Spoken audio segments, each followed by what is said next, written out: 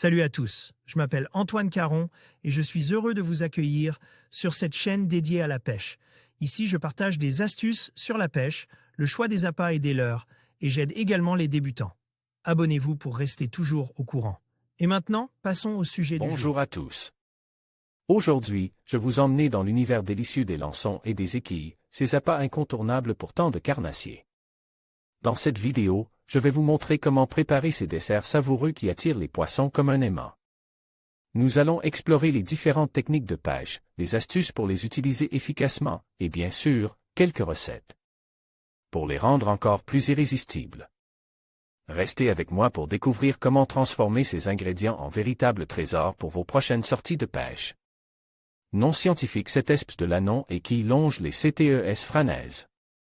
Le lannon commun, Hyperoplus lanceolatus, le sauvage, 1824, Elquille du large, Amodite marinus, Rett, 1934. Parfois appelle aussi lannon quille, ce qui provoque des risques de confusion.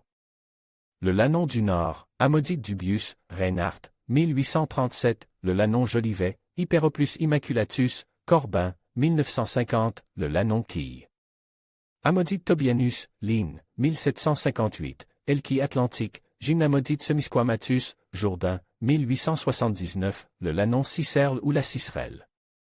Dithérane, Gymnamodite cicerlu, raffinesque, 1810, morphologie. Les lanons équilles sont des poissons serpentiformes. À regarder de PRS, on distingue de toutes petites cailles sur et le dos. Ils ne postent pas de nageoires pelviennes ni de vessie gazeuse. La couleur de ces petits poissons varie du vert au bleu sombre sur le dos alors que le ventre est large. Lieu de pêche. Les lanons équilles s'enfouissent dans le sable ou le gravier lorsqu'il y a du courant, sur les plages comme les ridans du large. Ils s'installent parfois aussi autour d'épaves, habitent riches en nourriture.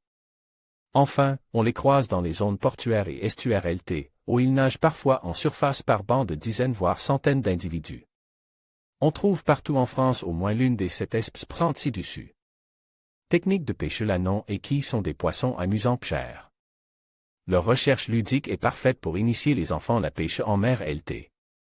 Ils sont parfois pris pour la friture la CTE entre avril et juillet. On les trouve alors entre 1 et 5 mètres de profondeur, au pied des ouvrages d'art portuaire. Ils sont aussi captures vivants pour pêcher de plus gros carnassiers tels que le bar ou le lieu jaune. En bateau, on dandine sur les ridans de sable eltal de courant. Les plumidales comportent un nylon en 0,25 mm et des haméons de taille numéro 610, Gur+. Une cuir ondulante en dessous du jeu de plumes rend ce dernier ultra efficace. Enlevez haméon triple de la cuir pour éviter d'accrocher au fond. Reproduction. La période de reproduction varie selon les esps entre mai et septembre. Les œufs sont pondus sur le sable puis les larves drivent. Taille et poids. Taille égale de capture, minimum égale, aucune, je préconise 11 cm. Taille de maturie sexuelle, 11 cm. Taille moyenne. Si 18 cm. Taille, poids maximum, 40 cm. Bon savoir si en remontant la ligne, un banc de lannon ou qui suit jusqu'au bateau.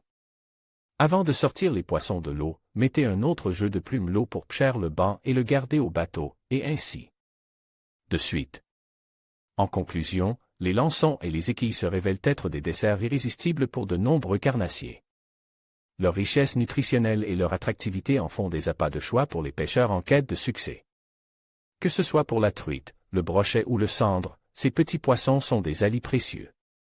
N'hésitez pas à les intégrer dans votre stratégie de pêche pour maximiser vos chances de prise. Merci de nous avoir suivis et à bientôt pour de nouvelles aventures aquatiques.